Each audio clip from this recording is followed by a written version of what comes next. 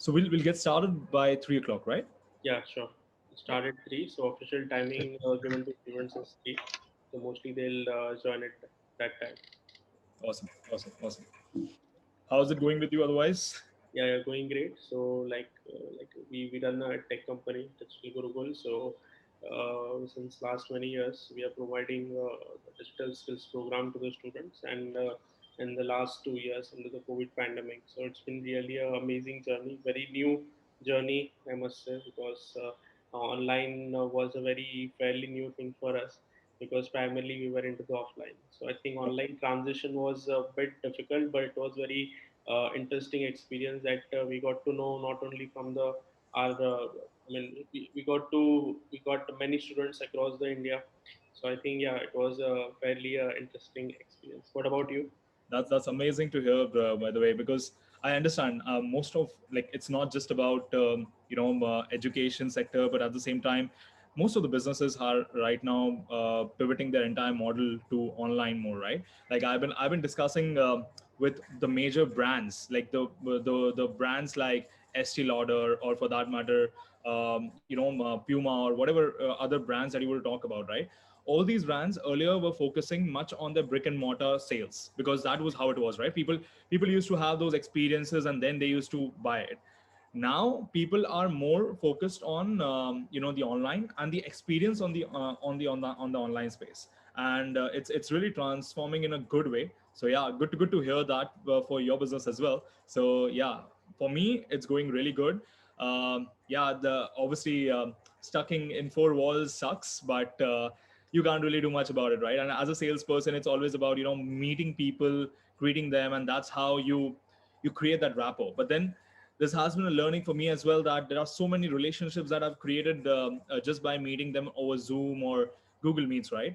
And the approach has been slightly different than what I used to do over there. Like sometimes I used to just meet them over coffee or for a dinner or lunch, right? Now it's more like the virtual lunches. Sometimes I do, sometimes virtual drinks, dinners. That's how it works, right? And it's going really nice. And apart from that, I think my new role at Insider has been pretty fruitful. When the COVID situation settles down, I'll be traveling back to Singapore, and then from there on, we'll have more global set of things to go about it. So yeah, right now also it's like there's a lot of things that I'm doing, but yeah, it's good to be there. Great. And what does Insider does basically? If you can just give a brief about it. Yeah, sure. No, my bad. I didn't actually tell.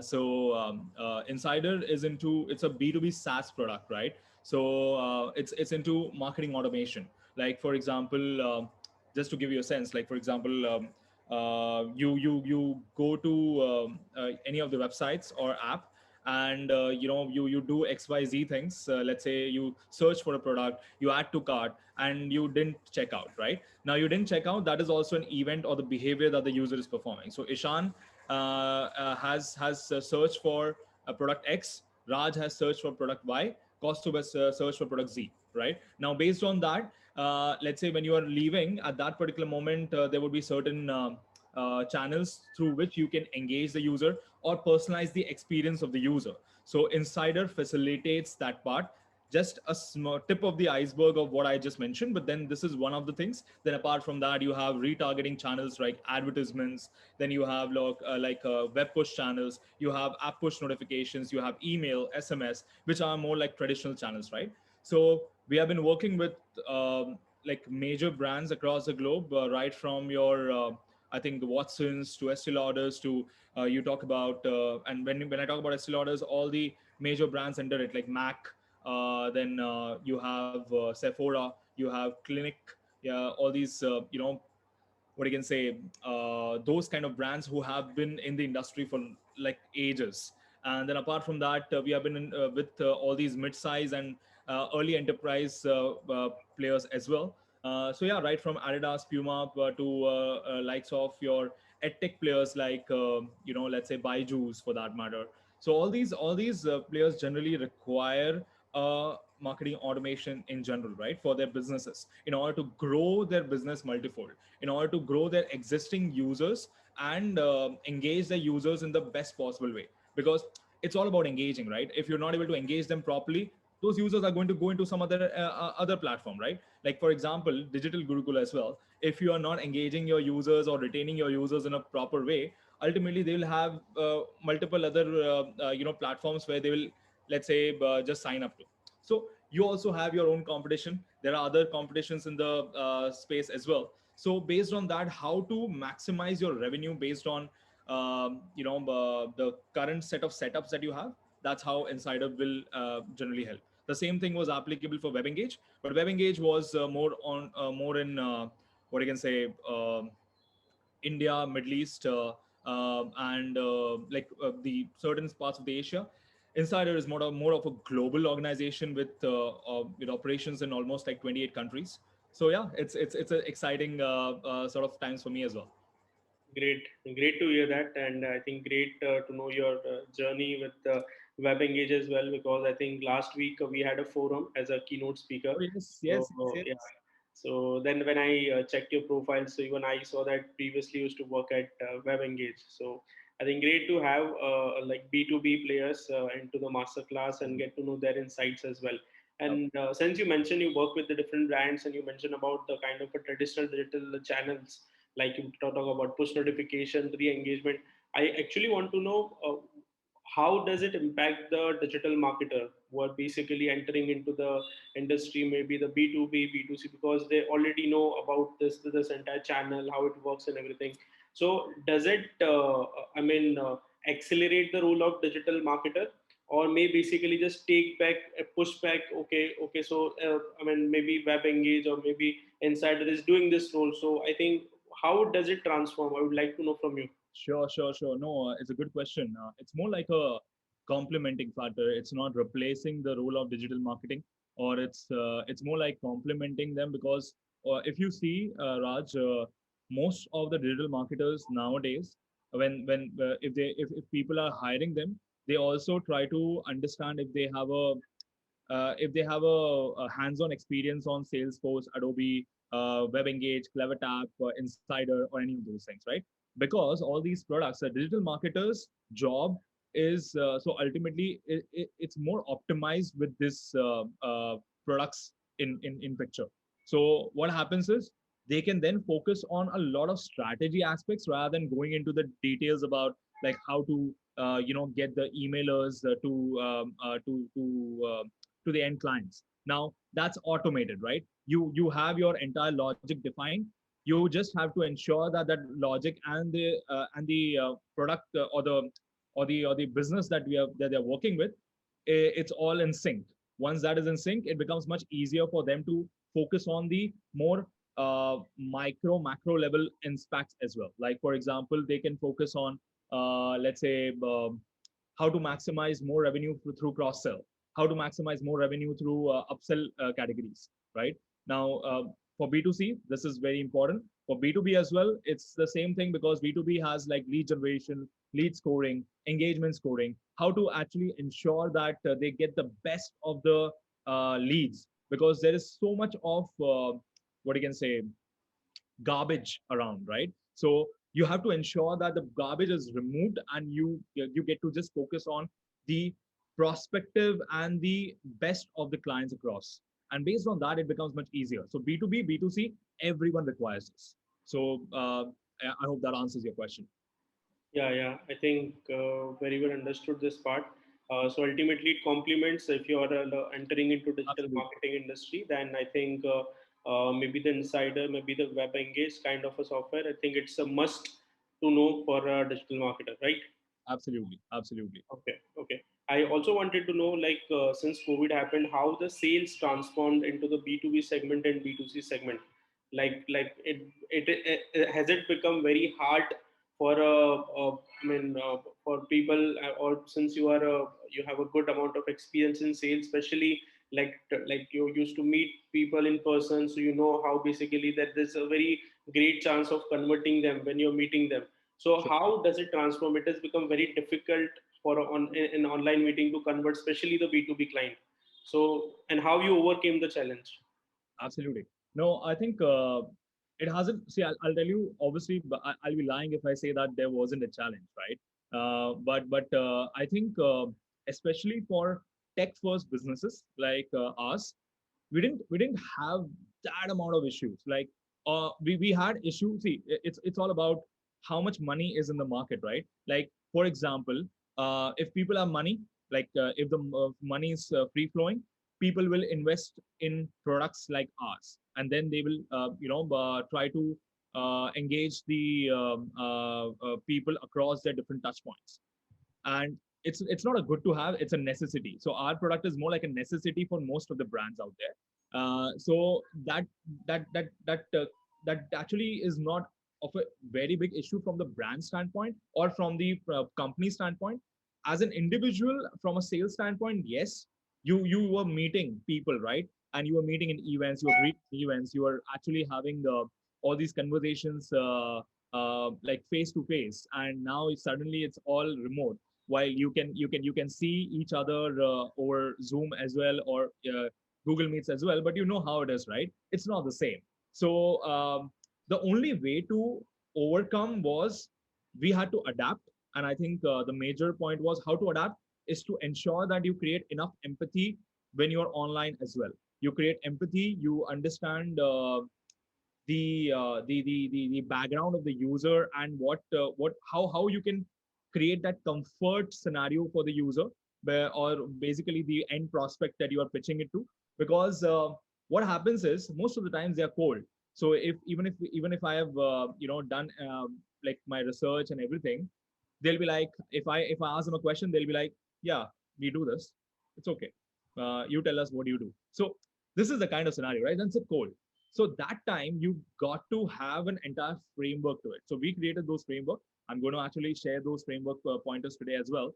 But moreover, we created those framework that, okay, let's understand. First and foremost thing, create a chit chat scenario.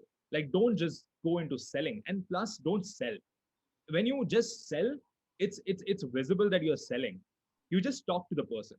When you are able to converse with the person, and in the process you're able to create a story out of it and sell the person, that's an ideal salesperson out there. Okay, if you're hard selling, if you're just telling, okay, this is my product, this is what it is, these are the features, these are la la la la, it's like, what are you saying? I don't even know what you are.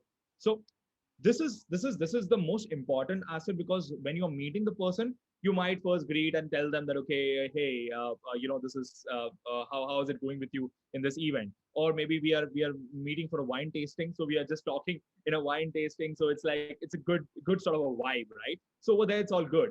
Here you're just meeting the person, maybe the person has had already like too much of meetings in the day. So you need to have empathy, you need to understand the person's scenario, and then based on that, just just greet them with a great smile.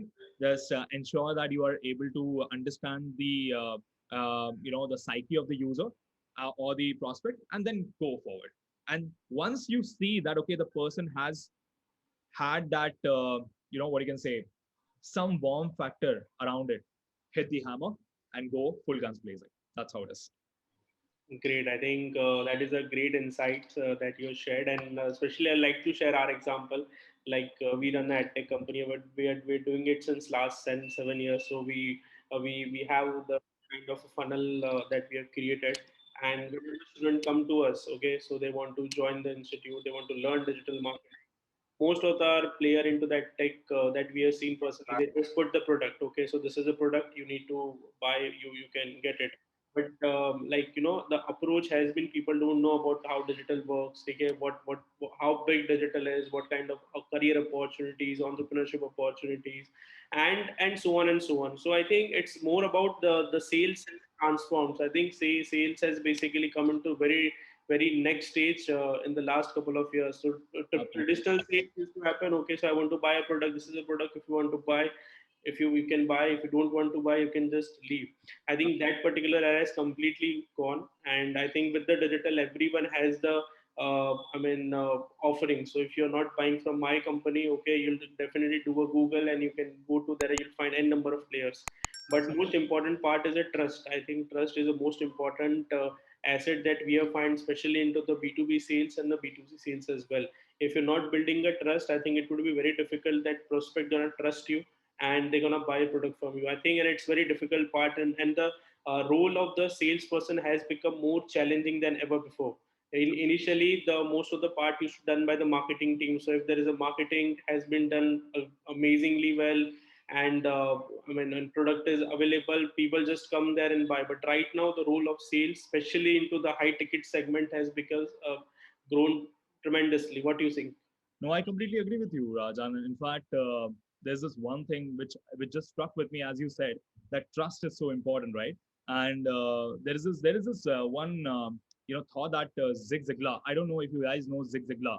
He's one of the best-selling authors out there, right? And he has done a great job. And the way he used to express sales was like amazing, right? And there was this one line he wrote, and if people like you, they'll listen to you. But if they trust you, they'll do business with you, and that's so important. I mean, if you're not able to do that, I mean, that's where the value-based selling and the consultative selling comes into picture. As I said earlier, don't sell. Actually, it should be more like conversing. Right now, I'm conversing with you, and in the process, I'm actually selling my thoughts. I'm selling my opinions. But it should not look like that. Okay, I'm actually selling my thoughts and opinions. It's a very thin line, but I particularly have learned this the hard time. To be honest, I'm not a sales guru or something. I particularly have known this after always basically going and doing a complete mess, and then after that I understood that okay, I don't need to do this mistake again, because this is something that will make a lot of sense for me the second time I go to a prospect, or the second time I actually meet anyone. That time around, this is not the mistake that I would want to go. And you learn more from your mistakes than from your successes, right? That's how it is. So yeah. Great, great insight.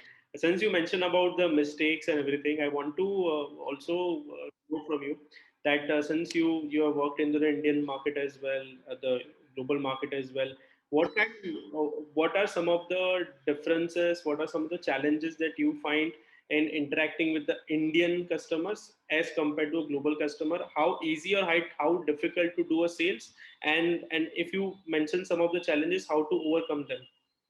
Yeah, it's a good question. And yeah, I mean, I'll tell you something. I have always enjoyed selling to international customers. I'll not lie, because but at the same time, if I wouldn't have sold to Indian customers, I think I wouldn't have been successful in whatever way I have till now, because they're the most difficult ones. Just telling you out there.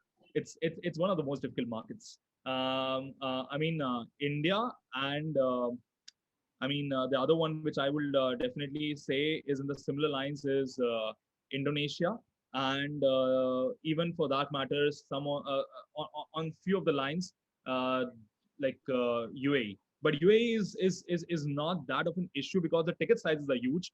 But when it comes to because they have huge pockets, India in particular, even if they have huge pockets, it's the same feeling of if you go to sell them an X thing, they will want to at least have like a 10x outcome of it. And in front of the 10x outcome, they would obviously want that, okay, I will just pay X.2. That's all, nothing else. So it's very expensive. Sorry, I cannot go about it.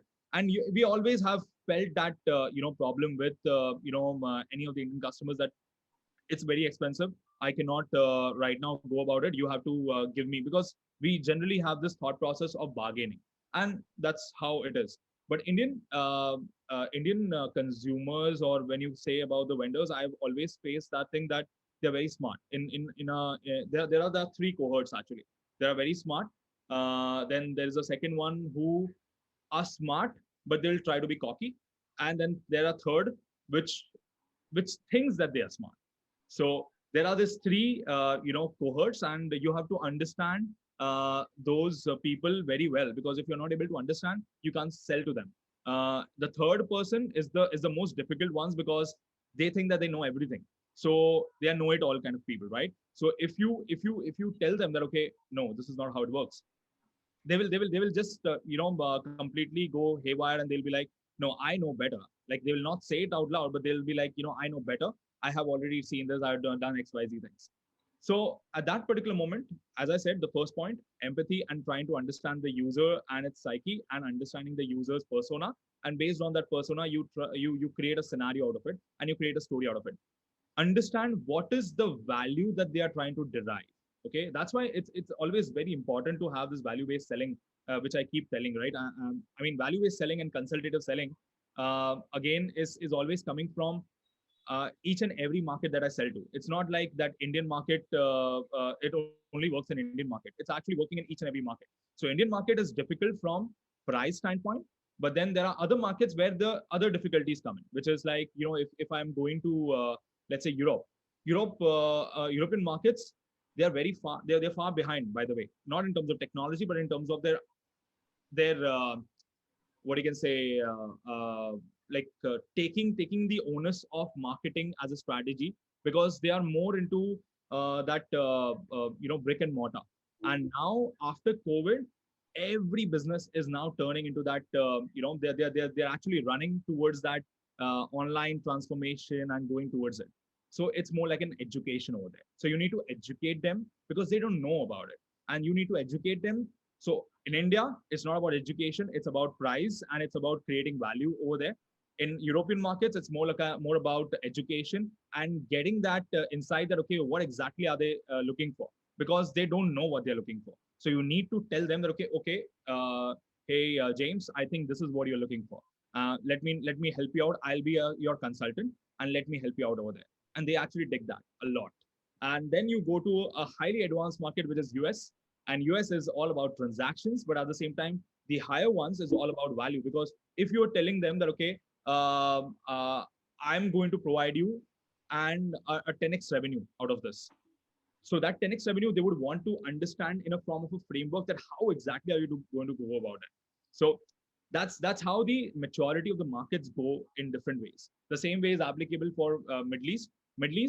They don't know, they are superficial, by the way. So they are always coming in that third category that I just mentioned in the cohorts. They think that they know it all because they have money. They'll be just putting out the money. So over there, you need to understand how to sell to those customers by just understanding, okay, they want this, show them this. If you are not showing them, they are already lost as a part of your prospect. So you need to show them, you need to show how other players in the similar domain of theirs are doing it, because that market is driven by fear of missing out, FOMO, if what we call it as. So yeah, that's a nutshell that I just mentioned. I think it was last 15-20 minutes was a most interesting and insightful discussion onto the sales part and the I mean what how the market has changed since last couple of years. I think those who have just joined and those who will be joining us, I think first of all, welcome to DG Masterclass 3.0 and our today's session we'll be starting in a couple of minutes. I'll just give you a brief about our today's speaker. So, our today's topic for the masterclass is cracking the B2B deals in digital age. And the speaker for the today's masterclass is none other than Ishan Banatwala. He's the head of sales engineering at APAC at Insider. I'll just give you a quick brief about our today's masterclass speaker. So Ishan's current designation is head of sales engineering APAC that I just mentioned. He has won several hats while serving at customer front, and his last avatar was leading WebEngage sales and sales engineering division, driving global revenue on macro level. He was instrumental in growing WebEngage revenue from zero to 8x and 10x. In his 5 years at WebEngage, he was responsible for growing and stabilizing the multiple initiative and regions. His focus currently is to build a stable sales and sales engineering ecosystem across the APAC region for Insider, which hereby paves the way for massive revenue growth for Verit Circle. I think I already shared a LinkedIn profile of Ishan Banatwala. You can just feel free to connect with him, and if you have any question, definitely gonna take as well. So without any further delay, I think over to you, Ishan, and I think we are hoping for a most amazing session on digital sales like we have in last 15 minutes. I think requesting all audience that you, I mean, just sit back and enjoy this next 1 hour journey. Over to you, Ishan. Thank you so much, Raj, for introducing me first of all. And guys, I'm not some sales guru or anything. So First of all, I'll just tell you guys, thank you so much for joining in on Saturday. I think, I'm sorry that you guys have to listen to me on a Saturday afternoon. So for first of all, apologies for that. But I'm super excited to actually just give whatever 2 cents that I have. Whatever I've learned in the span of like last 8.5 years. I'll just give certain insights about it. But please feel free to just have this more conversational. And I want this session to be more like an interactive one rather than me just talking endless about it, because it doesn't make sense, right? I can keep talking, and I'm more like a very enthusiastic guy, so I'll keep having that energy oozing out. But people generally have this saying, oh, you need to just tone it down, you need to tone it down. So let me know if I have to tone it down. Okay, so thank you so much again for joining in. Let me first ask all of you guys, do you have an understanding of how the B2B scenarios or B2B sales generally works? If yes, just you can put it as a thumbs up. And if you guys can have your cameras on, it would be really nice. Otherwise, I'll leave it to you. Oh yeah, thank you so much. Abhishek? It's hello, sir. Hi. Good to have you. Guys, if you can, that would be really interesting and that would be really amazing. I like to, interact with people, like face to face, because right now we cannot have anything else, right? We cannot actually meet in person right now. Hopefully, very soon. Let's see. But at this moment, at least, Zoom is one of the ways to just interact with each other and know each other. Okay, I'll let people. No worries. There is no pressure. If you guys want to, you can do it. Perfect. So let me just get this started. I'll share my screen and let me know when you're able to see it.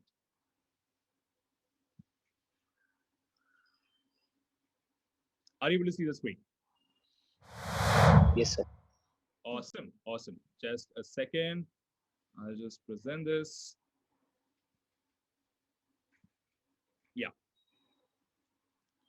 Okay. So moreover, I want to focus on the major part is, I don't want to really go into what I have done till now and so, but just to give you a sense, I think Raj has already mentioned more or less everything. But my major experience and the things that I've learned has been with WebEngage, and currently I'm working with Insider. But with WebEngage, I'll say that when I joined as a customer success manager, and this was back in I think 2016. And what I was doing was I actually we were like, I think 40 45 odd people in the company. And that time around, the major part that I actually focused upon was in the span of 6 months, I was doing pre-sales, I was doing post-sales, I was doing core optimizations, I was doing onboarding, implementation, because it's an early age startup. So if I have to just give you 2 cents on that part, whenever you guys feel that you have an idea that, okay, there's a startup and there is a big company, it's to each his own. But I personally have this experience that startups have always given me a lot and lot to think about, a lot and lot to learn. So I have learned like plethora of things just in that span of 6 months, right? And the major thing is about creating a story. So for me, it's always about, I've always enjoyed creating stories, and that's why I joined WebEngage, because I felt that I can create an incredible story out there. I can start from zero, and I can say that this is XYZ things that we have done over there. So that's one of the major aspects of me joining WebEngage. And now, because the same thing is applicable for Insider, they have a very different kind of a scenario. I'm growing the business in the APAC region, right? So entire Asia Pacific, right from Singapore, Malaysia, Hong Kong, to your Australia.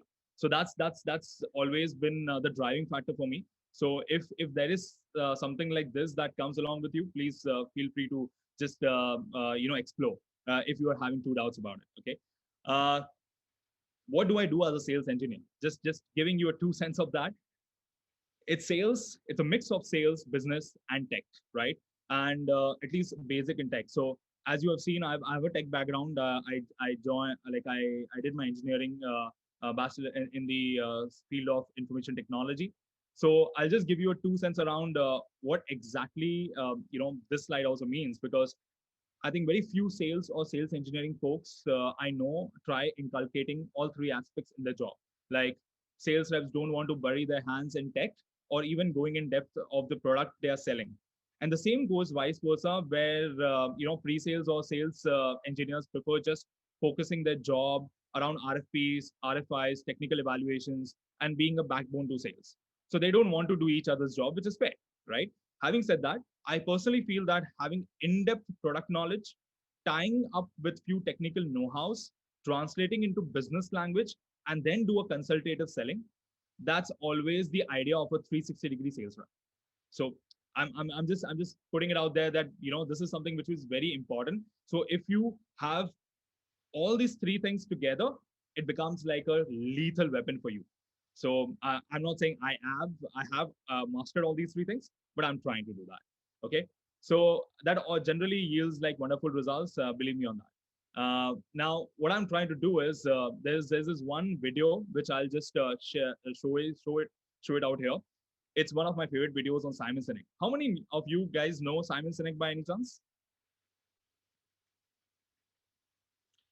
He's one of the influencer, by the way. He's one of the guys who like I always enjoy listening to him. He has a very different kind of talking about it, and he's too direct. And I think that's what makes him a very good salesperson as well. He can create like a subtlety as well as direct sort of a selling part. So let me just show this video, and it's like just a 2-minute one, but that will give you a pretty good insight of what I'm trying to create as a context out here. A commercial transaction, a sale. Just a second. Let me just.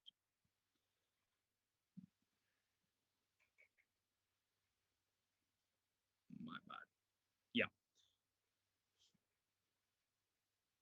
Is very similar to a date. You're sitting across the table from somebody, hoping to close the deal. I mean. So I'll just give you the context. So he's saying that sales is similar to how you are dating. Now he'll just get started with that. A commercial transaction, a sale, is very similar to a date. You're sitting across the table from somebody, hoping to close the deal. I mean, right? And so, let's pretend somebody goes out on a date. It was a setup, it was just like with work, you're introduced to somebody. And that kid sits across the table with his date, and he says, really rich. I've made a lot of money. I'm really successful. Know a lot of famous people. I've got a beautiful house. You should come by and check it out sometime. And I'm on TV a lot, which is great because I'm really good looking. I mean, does that kid get a second date? I mean, it's such a bad date. It's so obvious how badly that went. Why do we think that it's any better in business? And look how a business transaction goes. We sit down and we say, we're a very successful company. In fact, we're the biggest in the industry. Very successful. I am also one of the top salespeople, one of the top brokers. You know that. Our corporate headquarters are beautiful. You should come over and have a meeting there sometime. You may have seen our commercials on TV. We have an amazing ad agency, and we have beautiful TV commercials, which is great. Like, if we thought one sucked, why do we think this is good? Sure, right? The irony is, if you just learn to start with why, if you actually have a purpose, cause, or belief underlying your work, it profoundly changes that whole sales call. Yeah. So that kid sits down again and says, I love what I do. I'm the luckiest person alive. I get to wake up every single morning to inspire people to do the things that inspire them. I mean, it's like, I love my work. Yeah. And the amazing thing is I've actually been very successful at it, and I've made a lot of money because of it. And I got to meet all these famous people, and I built a beautiful house. You should come by and see it sometime. And I get to go on TV all the time, which is really fun because, I'm good looking. Like, you can say all the same stuff. And now it's the tangible proof of the philosophy of the belief, but it's not the reason you buy. People buy into the cause. And so it's the same at work. Tell us what you love. Why do you love this business? Why did you get into this business? Why is it worth the blood, sweat, and tears, and the uncertainty and the instability? Why do you keep doing it? Is it just to make money because the money's good? Byproduct. Like, and if you don't enjoy it, then start asking yourself some hard questions. Yeah. Like, why are you doing it? Yeah. If it's really that difficult, and if you really don't love it. But to sit down across the table from somebody and say, let me tell you why I love this business. And then you can tell them all what makes you great. Yeah. But we don't do that. Yeah. we sell, and we forget that relationships, whether it's a date or a business relationship, are all built on the same thing. Yeah. So guys, this is what it is. I mean, it's always driven by relationships. It's always driven by the value that you're trying to create. It's never about, as I mentioned, even to Raj earlier, that when you're talking to a person, you're not you're selling. See, don't sell the product. You're trying to actually, what you're trying to do is you are trying to create that trust factor out there, right? And you're trying to create that that comfort factor out there, because the other person is also is a person. As I said, it's a person, right? So you're selling it to another person. So if you don't have all these things, ultimately it's always going to go down the water. You're not going to get your second meeting for sure. And that's how it is. Most of the deals in general, that's what I've always observed, and I have created like a big mess of myself as well. I used to just sell, and it's like I never used to get the second meeting. I was like, why am I not getting a meeting when I'm actually know the product really well? I know what I'm trying to tell the person other on the other way around, but I was not understanding the person. I was not understanding its psyche. I was not understanding how the value that I'm trying to create for them, is it even make sense or not? So you need to have this discovery. You need to have that framework attached to it. That's what it is all about, right? And let me tell you something interesting. And since this is the video which actually makes a lot of sense always to me. Now the other day I was interacting with a prospect who's a marketing head, okay, of an online food delivery company. Now, this guy was basically forced by his manager to check out our offerings and evaluate. Okay. On top of it, this marketing lead was using our direct competition. Now we know everyone has so many competition, right? And we especially in B2B, we work with a business which is like in a very cluttered space. Everyone is a competitor of ours in some way or the other, right? And this is applicable not for only for B2B, it's for B2C as well. Even digital Gurukul has its own competition. There's so many out there, right? So there's always like that. So he was absolutely a cold prospect. We all have been there. Like cold prospects, it's always in. Before telling you what I did this in the scenario, let me tell you the final result, of the meeting. And my success was to convert a cold prospect into a hot one, and to get the understanding of what we can do to right now collaborate in other areas. Since they onboarded a direct competition for their app stack just 6 weeks before. So because of the overlap, the major scope of their app business was mostly out of the question. Okay. Having said that, the prospect liked the story so much that he wanted to see what extra we are providing in the app business as well. And the knowledge against the competitor that I was going against went in our favor big time. Now, what I did, okay, this was the result. I always talk about the result first, and then I go back and do my calculation of what I did and what I did wrong. So that's how you should always approach, by the way. So what I did, I didn't try to sell at all. First things first, since he sounded cold, I made the conversation very human by simply chit chatting with the person. Believe me, this is not easy. It can go either way, because if it sounds forced, you're losing the plot here. Okay. It's like, I'm having a conversation with you, but I'm just trying to, just force it on you. Oh, just have the conversation with me. I want to have it. That's not how it works. You need to get the person comfortable over there. But if you have done your research, it becomes easier. So like in my case, I first created a premise by providing an amazing introduction and showcasing my knowledge in the food delivery business, because he was from the food delivery business. I threw certain stats and he started getting hooked to this information. Okay.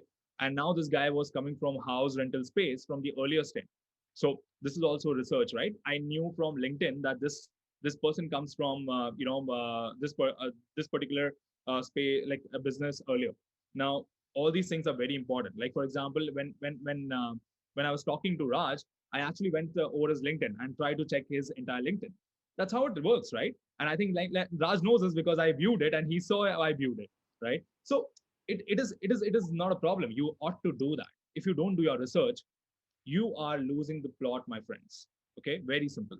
So now this guy was hooked to this information.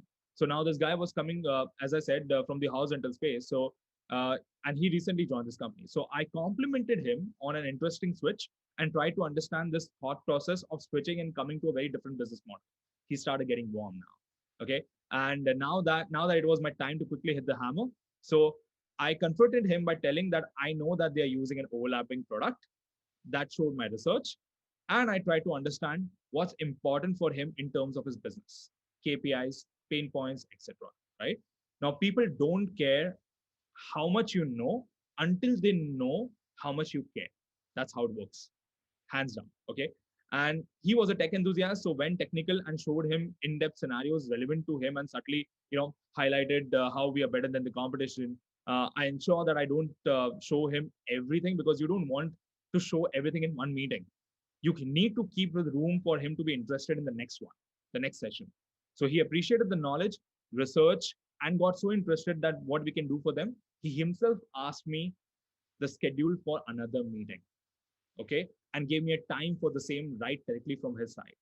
And suddenly, a cold meeting turned into an ideal one for us to move into an opportunity stage. Okay, obviously, not every meeting will end up like this, but it's all about consultatives and value-based selling. That's what is the agenda of today's masterclass in general. Okay, so let me just show it to you in general. Sorry, not commercial this. transaction is sale. Bad. Yeah. So I'm not going to cover everything. As I said, I'm going to leave certain things for us to have a next maybe session, or maybe next set of conversations. But right now, I'm just going to focus on the value-based selling and increasing the conversions with the same. So how to sell value, right? First things first, you're talking about art of selling value, and the first part to this is, what's the difference here? Tell me about it. Like, one is a brand and the other one is a commodity. Okay.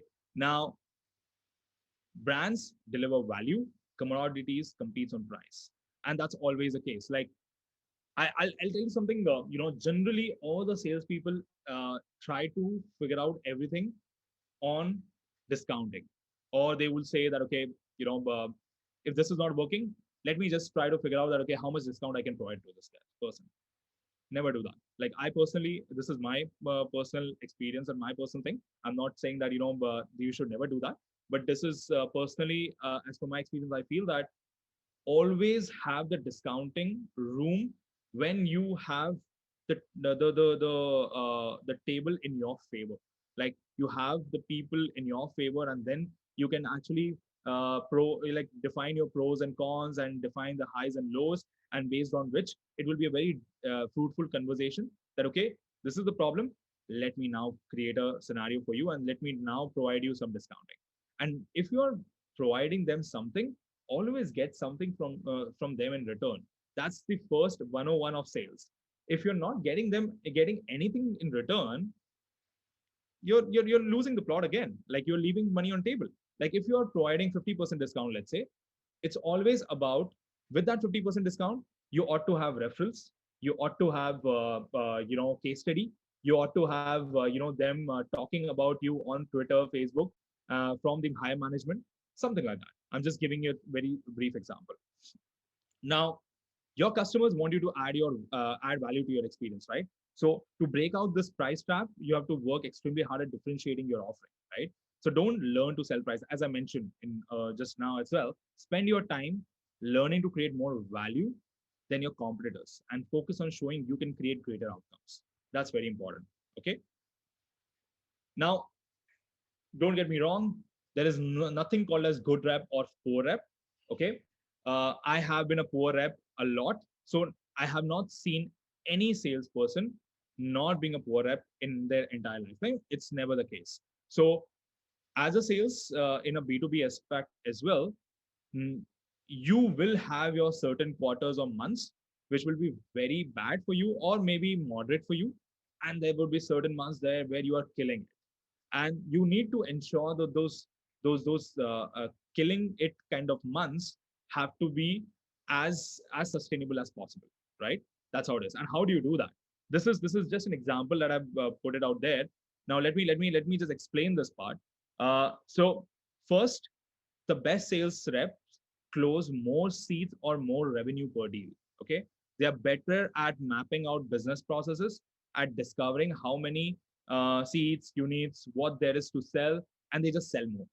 They just sell more. That's how it is. Okay, like clockwork. Okay, so the great reps truly and quickly, they learn how much each and each and every prospect, really can buy, and then they can get that much without fear and without ripping the customer off in any of the ways. That's how it works. Okay. The second is the best reps generally discount less, not always, but usually. That's how it is. You should not focus your entire deal on discounting. Okay. The best reps get very confident in the value proposition, and the other reps in general fall back on the arrow in the quiver, which is like a discount. Okay. But discounting a product to a prospect doesn't really work. In fact, it can harm close rates in general. If you see this table right now, you can see how the close rates are getting diminished out there. There's a calculation to it, by the way. I'll tell you about the calculation as well. It's a very simple one, by the way. Like percent, you just let's say I'll show it to you. So you do $12,000 into your the other one is 50 deals, okay, which is $600,000. Okay, so now 600,000 into 140%. That's for the best rep, which is 840,000. Okay, now 840,000, you are trying to just close out of this 840,000 opportunities. You are closing 25% at a rate of 25%. Okay, so 840,000 into 25% is your 210,000. So you have closed at 210,000, but 210,000 you have provided a discount on the percent list price of only 10% discount. So 210,000 minus of your 10%. So it's just me explain, into 10% is your 21,000. So 210,000 minus 21,000 is what you are getting as $189,000. This is your framework. Well, obviously it's just a, like, it's not applicable all the time. This is like a very ideal scenario, but I'm just telling you that you ought to think it like that when it comes to sales. Otherwise, if there is no science to it, there is no mathematics to it, it doesn't make sense. You're just doing it all in the arrow of the quiver. That's how it works, right? So generally, your great reps have 9.1x revenue more than your those kind of quarters where you haven't really done the best part of it, right? So you ought to have this kind of quarters all the time. At least out of your entire year, you need to ensure that you need to at least have 6 or 8 months bare minimums, right? Now, value-based sellings are significantly different from your traditional sales behavior, because traditional sales behavior used to just go into, and this is in the digital space right now, in the span of like 1.5 years, I have changed the entire approach. I was telling the same thing to Raj as well, that the approach has been changed from, traditionally we were just going and, talking to the people. And now it's more like, talking to them over Zoom or over Google Meets or any of the other ones, right? So it's more difficult. So you ought to understand more around the value. Otherwise, you're again having that problem that the people will not give you the second meeting. So yeah, guys, are you with me or have you guys slept?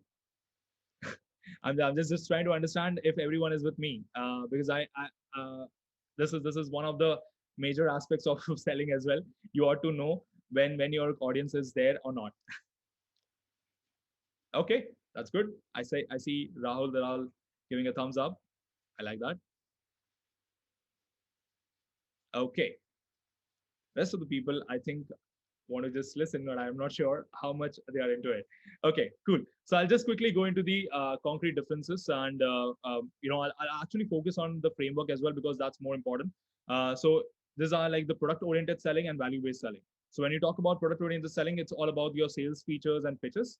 When you're talking about value-based selling, it's all about value for your customer, achieving the customers and your own goals, discussing the value, investigate the implicit needs of the customer. Is good to help the customer. You're investigating in a relationship. Not every time you're going to get a sale. Maybe you have just right now invested in the relationship, and 1 year down the line or 1.5 years down the line, you might get a sale. So never always have that kind of a thought process when you're selling. That okay, and it's very difficult because sales is a very high frequency driven kind of a profession, right? So it's very difficult to have that. But you need to control yourself. You need to control your emotions. That okay, no, don't just be a transactional person all the time. And value-based selling is always motivated by being successful, because a customer becomes successful. So if you are able to understand that, that becomes much easier. Now there are this few steps on how to clearly understand the customer value. One and foremost thing, they are falling into few of the categories. So I'll just quickly go into those. One is your transactional, second is your relationship, third is your informational, and the fourth is your partnership. Now these are your four different parts. Transactional is generally those kind of deals where customer have low needs for a relationship, and they just want the low price. You got to give that. You got to just, there will be certain customers which will be like that. You can't create value all the time. So you need to just be transactional over there and move on. Your average time over here should be less as compared to your, as compared to the value when you're trying to create a big deal out there. It will take its own time. Transactional generally are small ticket sizes. So you have to just, let it go as soon as possible. Relationship driven, customers here want a relationship with your company. They need salespeople who have an in-depth understanding of the situation. Okay. That's the second part. Third is informational, which is more like, they want more information from you. Like, for example, in one of the deals I was talking to, that particular person got actually bought the product because I helped them in a span of 6 months, not just information around the product, but actually information about the market, which helped me out in creating that persona that I'm a consultant rather than a salesperson. So be a consultant over there, right? So for these kind of people, it's more like you try to gather and give them more information, and they actually value that. And the fourth is partnership. They have a high relationship need and a high information need. These are the people which are very difficult to convert, but they are those kind of people. If your partnership kind of angle has gone really good, it will yield results for years. Like, this is that kind of accounts which will be like, you close it at, let's say, $3,000. It might turn out to be $25,000 by the end of 2 years. Okay, so you ought to understand those aspects as well. 5 characteristics. First is integrity. Second is empathy. Third is initiative, which is more like, your habit of being proactive. Now you just need to be, let's say, if you have let's say had a meeting with a person or the prospect, after 30 minutes or after 1 hour, you ought to send them minutes of meeting or the next steps. Okay, so that creates that proactiveness, that creates that persona that, okay, you are professional and you actually do things for the customer before they're telling you to do it. So that creates a good kind of an impression as a salesperson for yourself as well. Fourth is knowledge. Obviously, you need to have more knowledge around tech, around business, around their domains. That's very crucial. And the fifth part is courage. This is very important. Courage. Without courage, you can't be in a sales domain. This is like not the absence of fear, but it's a management of fear. Because I personally have a lot of fear whenever I'm going to a meeting. Are they going to like me? Are they going to like my product? Are they going to actually buy or not? But when you talk about value base, you ought to understand and try to gather that or control that fear and instill that confidence in the customers by demonstrating the knowledge that you have, right? And you create a good judgment also, because there are times when the customer is just wasting your time. So you just need to understand that, okay, this is the time that you need to focus upon. This is a time which this is not a customer you should be focusing upon much more. I'm not going to go into details about all these aspects, but moreover, I want to show you one thing, which is, yeah. So whenever we are talking about sales, see, we are all like, I personally, I'm very small fish in a big ocean, right? We all are very small fish in a big ocean. Like, this is the ocean that we are talking about. I'm just telling you, this is your marketing technology landscape, by the way. Okay, this is actual report of it. So now you understand that, okay, how many people are over there. The same way EdTech also has the same kind of scenario. The same way there would be, consumer, other businesses that would have the same kind of scenario. So how do you solve for that? That's where you do your discovery, you do your strategizing. So discovery, did you run your discovery call? Second is, did you go through the vertical facts? Like, for example, if I'm selling to an OTA, which is like an online travel agency, I need to understand everything about their domain. That's very crucial.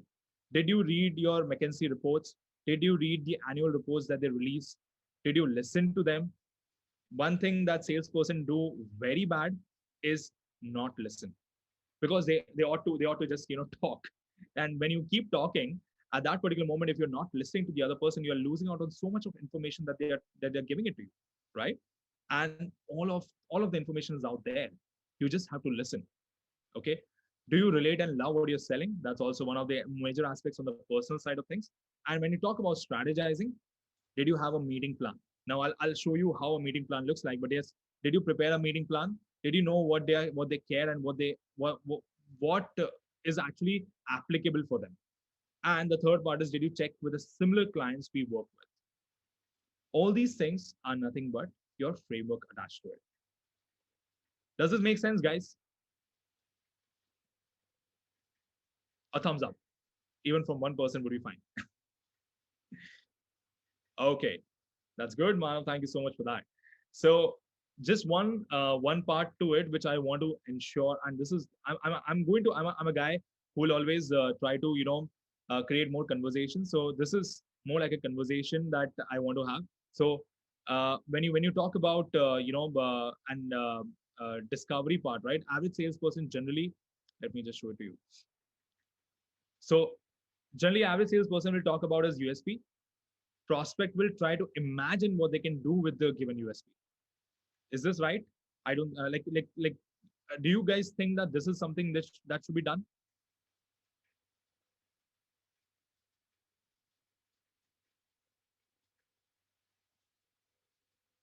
Is this the right approach? If not, then I'll just quickly go into the second step. This is not, by the way, this is not how you should do it, because your entire meeting or discovery should be defined by all these different aspects.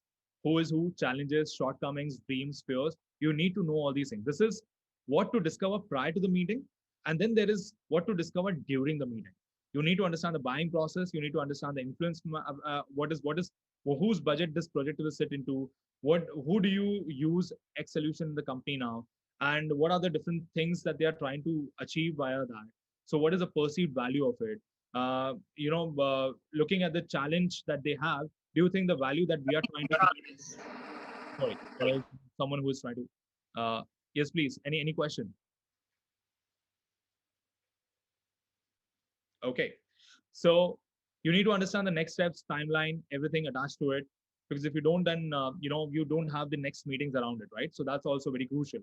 And the major part to this is, I'll give you one scenario, and please tell me, guys. I would like that interaction out here. So this scenario is a sentence that every sales rep fears once they have provided pricing. It is too expensive.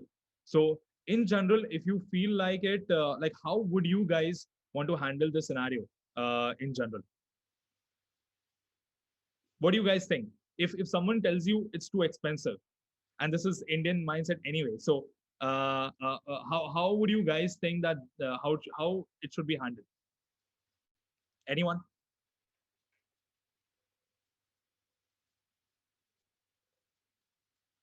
यार कोई तो कर दो.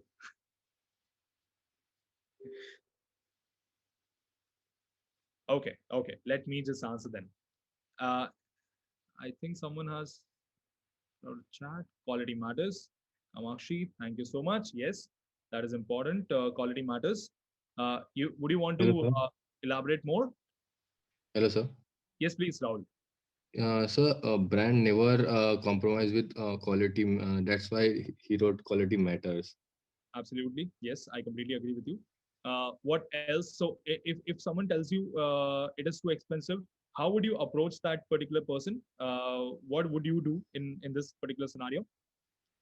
We tell them about benefits, features of a product, and certification what we taken for quality aspects. That's a good answer. Yes, perfect. You're right. Thank you so much, Rahul. I think this is good. Anyone else who would want to contribute? Okay, then.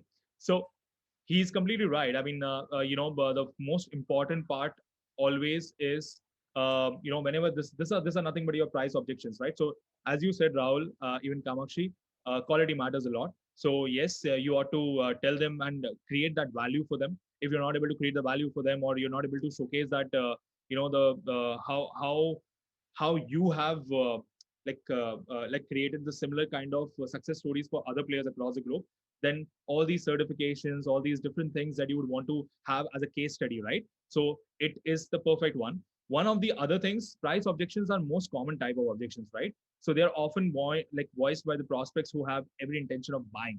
But beware, the moment you start focusing on the price as a selling point, you reduce yourself, right, to a transactional middleman. So one is, if there's a budget problem, refer to the budgeting objection or offer them an affordable option. Third is, if they are not sold on the true value, circle back to the product's value. Sometimes your prospects will use the pricing objection to hide their real concerns. So they might just say that, okay, it's too expensive. Maybe I'm not really looking for it, because they're clients, right? They are going to be cold for you. So you ought to understand that. The first thing you need to do when you hear this pricing objection is to find out what's really going on. Do you see the price being the only major obstacle for our cooperation? Ask this question. Ask them, like, do you see that this is the only obstacle or the roadblock that you see in getting us, partner for the years to come? If yes, then accordingly you can frame your second sort of answers to it, right? It's how it works in general. And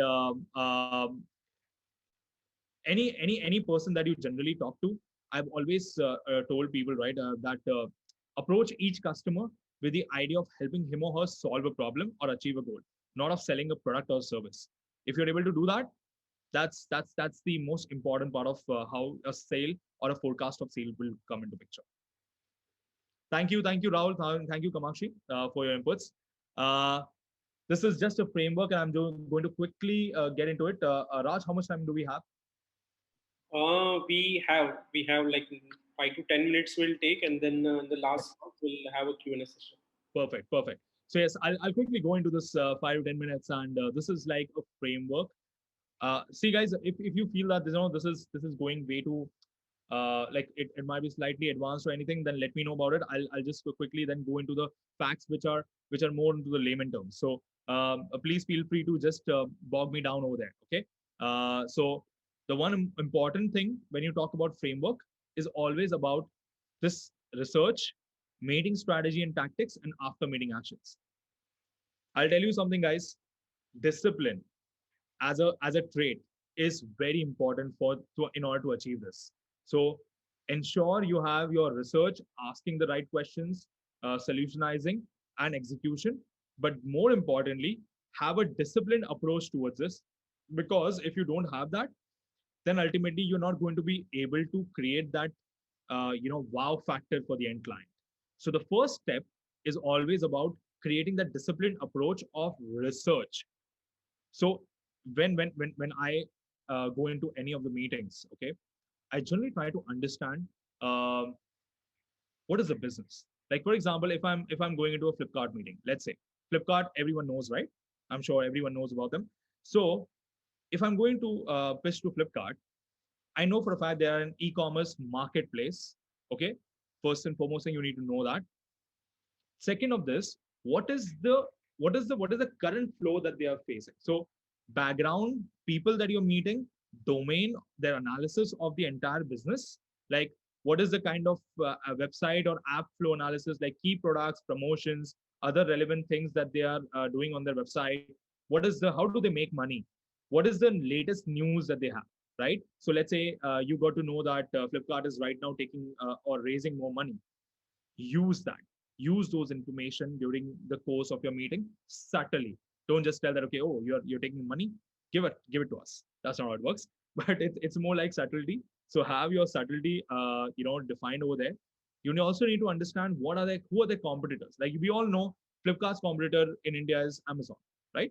So you benchmark those companies, you understand what they are doing, and accordingly you can create a scenario saying that Amazon is doing like this, and you should also do something on the similar lines. What do you think about it? Okay, so if you say in certain ways in a subtle matter, then you get more information. So open-ended questions, getting more insights from them, and then using those insights to ultimately create a strategy around the sales that you're trying to do. Okay. Step two, meeting strategy and tactics. Now, smarts. This is my favorite thing, by the way. And what exactly is smarts? I'll tell you guys. Smarts is nothing but your specific, measurable, actionable, relevant, and timely. This is the full form of smart. And this is your North Star during your meeting. When you get lost, you look at this and remind yourself of what you want to achieve today. So after the meeting is over, this is you want to check what whether you have achieved this or not. So you can book a second meeting for another set of scenarios and position it as a complementary stack to the current existing parts.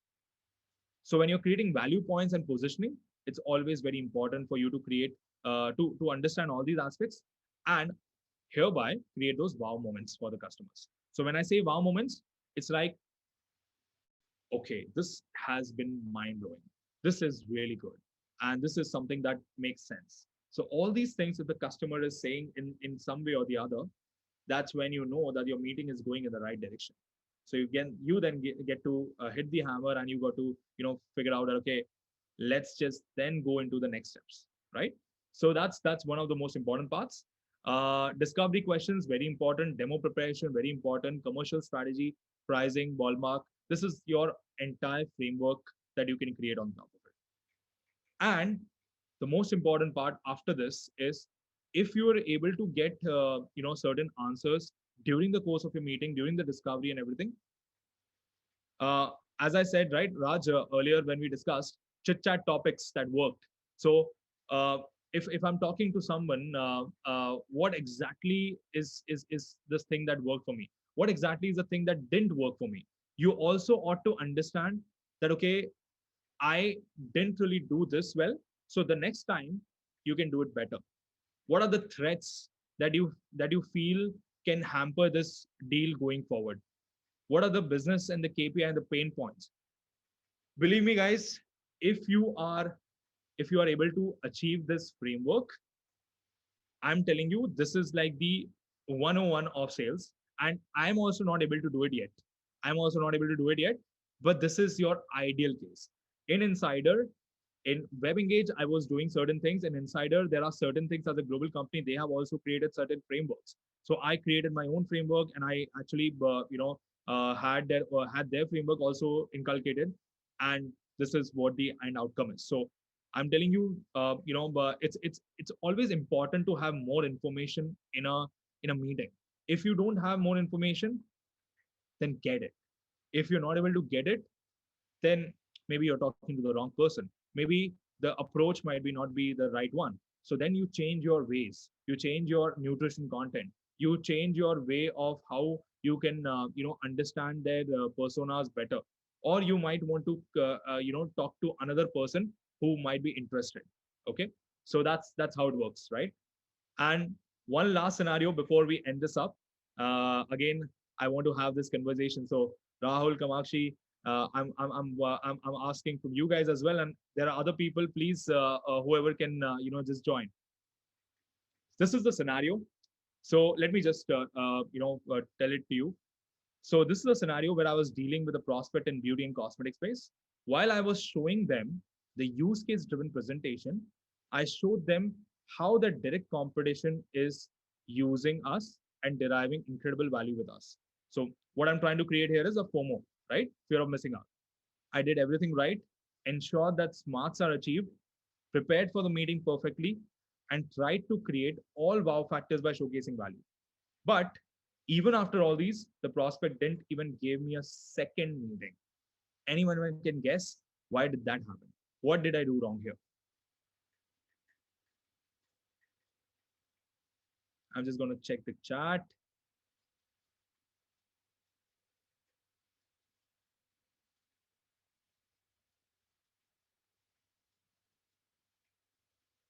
Awesome.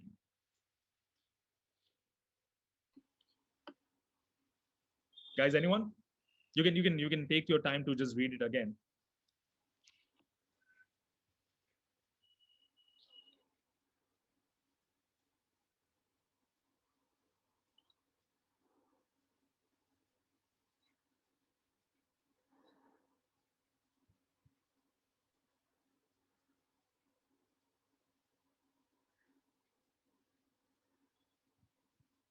I'm just gonna wait for another 1 minute.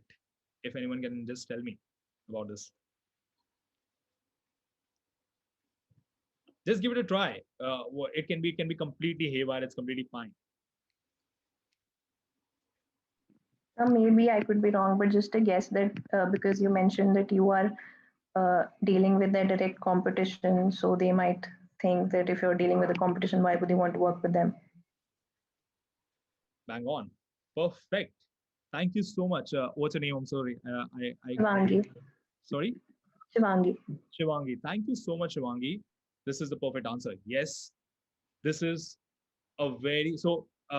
The reason I put this scenario is because this is also the kind of problems that you face, because what happens is you might have done everything in a sales framework, but sales is never just about doing one thing, right? So in this particular scenario, as Shivangi mentioned, it's actually the case where I showed them a direct competition of how they are doing it. Now what happened was I just went too much into it. I went that, okay, these guys are doing this, these guys are doing that, and the guy on the other end was the VP of the entire Asia Pacific. So the guy was completely like, okay, he listened to me very carefully, everything. But then later on, I got to know from some back channel that the reason is because he was a cold person, so he didn't really tell me that this is the problem that he's facing. If he would have told me, then maybe I could have handled this with an objection, but he didn't tell me, and this was my mistake. I took the same presentation that I generally would do with everyone. I took the same presentation here. That's when I realized that for certain people, the brand value is very important.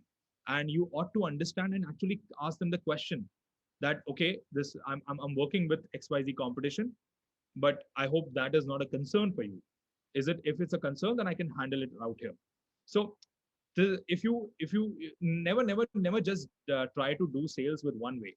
There are always different ways. So it's always about getting more information from the end prospect, from the end client, and based on which you create your strategy. So one takeaway from this always is do your discovery meeting before you go into an actual meeting with a VP of Asia Pacific, right? Because when you're doing over there, it's like a very thin line, and you are not going to get the chance again. So in this particular scenario, I didn't get the chance again, and when this lead again came up, I was not taking this lead. I gave it to someone else because my persona over there was definitely not going to help them.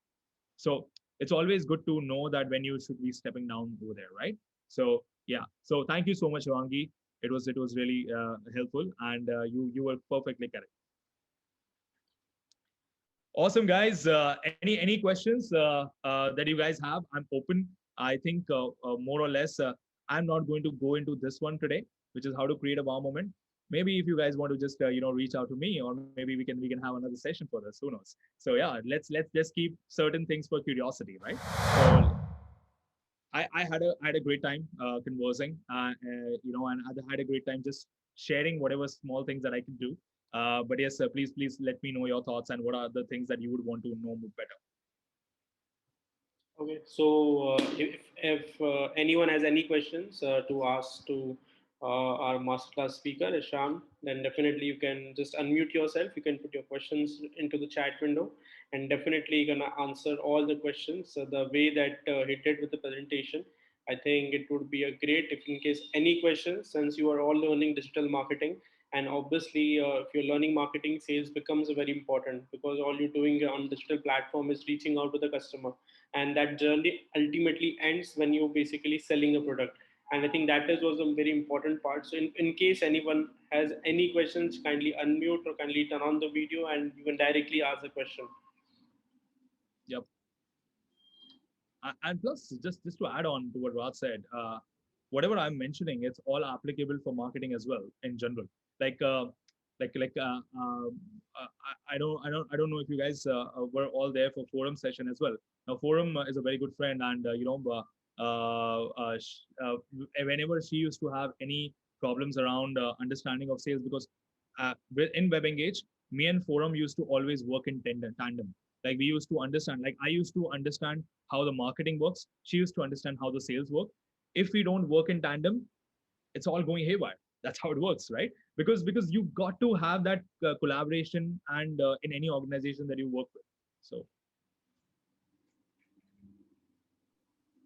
I have a question. It was a wonderful session. Thank you so much. I have seen situations where I speak to the client. I've had the meeting. The the product description is done, discussions are done, everything is done, and finally he asks me for a quote, yeah, and I email him the quotation, and then after that he does not reply at all. No reason. He does not tell any reason that whether the price is high or what is the problem, but no reply comes from his side. Then how should we approach with such clients? very good question. This is always a problem, and thank you so much for asking this. First of all, I'll tell you in one line: never send pricing over an email. I have done this, and I've always faced the same problem. So what happens is, like, obviously you can't, in certain cases you can't really help. You have to send because but always try to have a ballpark range to it and don't give them the actual figure. Okay, and you can tell them that, okay, if you, so I'll break this down into two parts. One is, if you're sending this over an email, break it like try to give them a ballpark range. Let's say you are giving them a range of $20,000 to $25,000, let's say. Okay, so give them like a broad range of $20,000 to $30,000 or $20,000 to $25,000, and tell them that, okay, we need to understand more. Let's get on a call. Let's understand this more in detail, and we don't want the pricing to be a roadblock. I'm pretty much inclined to make this work. We as a company are pretty much inclined to make this work. If pricing is the only thing that is stopping us, be rest assured, we'll make it work, as long as you are aligned on the value side. If you're not aligned on the value side, then let me arrange another meeting or a product walkthrough for you, or any of the other things, and we can discuss it, and then from there on we can go into the pricing. That's first. Second, generally try avoiding it sending over an email. Tell them, let's set up a call. I'll tell you why.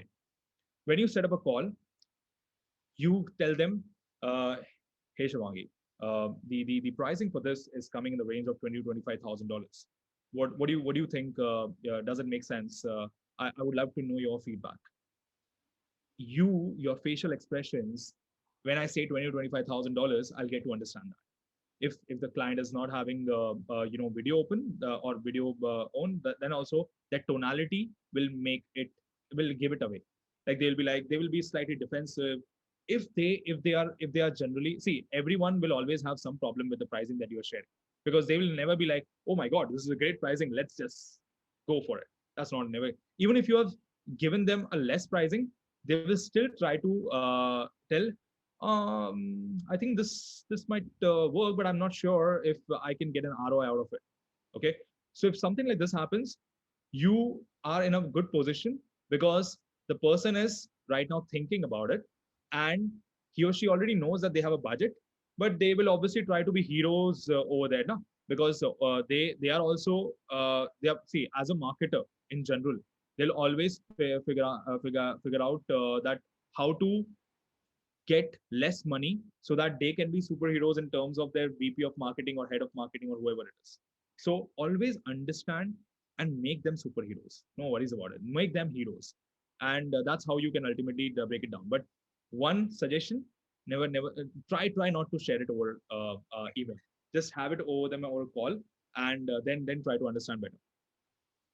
Got it. Understood. One more question, since most of my clients are international distributors, Yeah. and then most of the distributors have their supply chain already fixed from India. So how do I, if I want to approach a distributor who already has a fixed supply chain, then how do I pitch and how do I present my products to them? And why would they want to change the supplier? In that case, how do I come?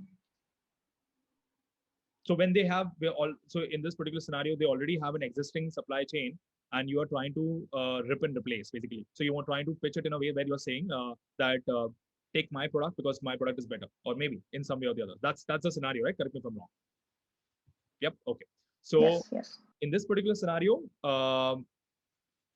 one way is try to understand more about the current supply chain that they have. Okay. And maybe whichever company that they are already integrated with, try to understand what they are doing. What is if also try to understand if we have already faced this problem earlier in the organization, so someone might have done it, so someone might give you more insights about it. Or maybe try to understand from the public platforms, like in on Google. You can try, like in my case, I get all these insights from G2 Crowd, or for that matter Gartner, or for that matter any of the other ones, right? So in your case as well, you will have certain feedback given by people out there. So try to get those, and then try to create a strategy out there, so you can then understand that, okay, these guys are good in this thing. I'm not trying to tell that, okay, they are there. You don't go into that approach that, okay, these guys are not good. That's never going to work. You always say they are really good in what they're doing. I'm just going to tell you that, okay, what is my specialty, what is my what is the kind of optimization that I can provide, and what is that you are currently missing out on or might be missing out on. So then you might have an opportunity, and then try to also understand what is the kind of agreement that they've gone into. So the agreement part can only come into picture once you have got that comfort factor defined out there. So if the comfort factor is defined, then you try to understand the champion in the system that you're talking to. And once you understand the champion in the system, that champion will help you out in selling internally. So that champion, for that, you got to get more information from that person. And based on that, you then tell them that, okay, I'll create a business case. I'll tell you XYZ things. Let's then collaborate and do something out there. One way is, if see, in certain scenarios, you have to play the price game as well. No doubt about it. You can say that, okay, they are already using XYZ things. I can provide you a better price, but avoid that. Not just price, like price along with some value, that would always make a lot of difference. That's what I have seen. That was very helpful. Thank you so much, sir. No worries, no worries. I hope that made sense for you. Yes, definitely. Okay. Yeah. I think someone else has a question. There's a scenario in my mind, like we have convinced a lead and we are sure that this will convert into a sale. But for some reason they refuse or give a lame reason. Should we still go on and convince them, or back off and save our time? Yes, good question. Shilpa, why can't you question this directly to me? Where are you, Shilpa? Where are you, Shilpa? Oh, I don't see you. Yeah, sir. It was a nice session. Actually, I'm somewhere out. That's why I wrote it in Oh, the no chat worries, no worries, box. no worries. No, it's completely fine. No, thank you so much for asking this question. Let me answer that. So I'm just going to read it again so that I know exactly what you have said. Like, we convince a lead and we are sure that this will convert into a sale. But for some reason they refuse or give a lame reason. Should we still go on? Oh, this is like a classic case all the time, right? Well, in this is the tricky scenario, because what happens is, if if if if they are giving you a lame reason, or they are telling you that, okay, this is not going to work, or let's say we can discuss this later on. General cases, uh, we should try. So okay, I'll answer this more in a very structural way, where I'll tell you that how you should structure your deal, because most of the times, what happens is, your deal structuring might not be the most apt one. I'm not saying that you have done something wrong. I'm just saying that maybe the person that you are dealing with might not be the right person. Okay, so always understand that if a person is not qualified, it's more of a scenario where time and you're losing your entire effort, and it's not going to lead to anything fruitful. So that's why first part is always understand who is this person in the system. So is he a champion for you? So I always, so in this framework, we generally have names given to all these people. So let's say there's a champion, there's an influencer, there's a coach, and then there is a decision maker. Are you talking to the decision maker? If not, is the champion going to help me out in creating inroads for the decision maker? If that is not the case, then that person is not your champion. If he or she is an influencer, then that influencer, whether that influencer is going to help you out in creating that inroads with the coach or the decision maker. If yes, then what is the timeline to it? If no, then how exactly are we going to structure this? So this it is easier said than done. I completely agree with you, even if you think it in that direction.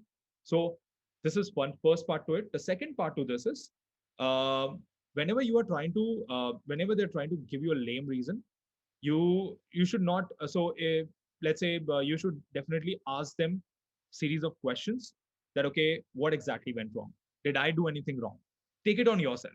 Did I do anything wrong? Did if the product, did the product didn't, like, everything was going in the right direction?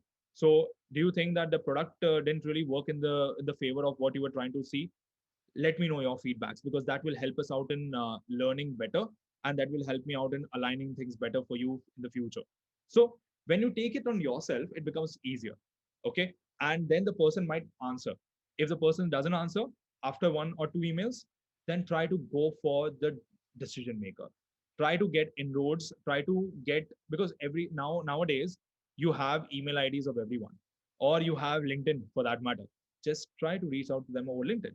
Try to get more insights from them. Okay, this was the context, this was the scenario.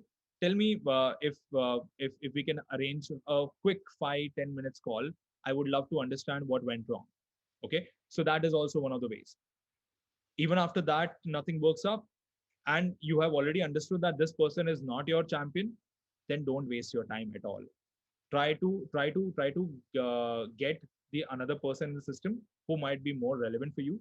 Otherwise you are wasting your time. So save your time and focus on some other lead which might yield you more results.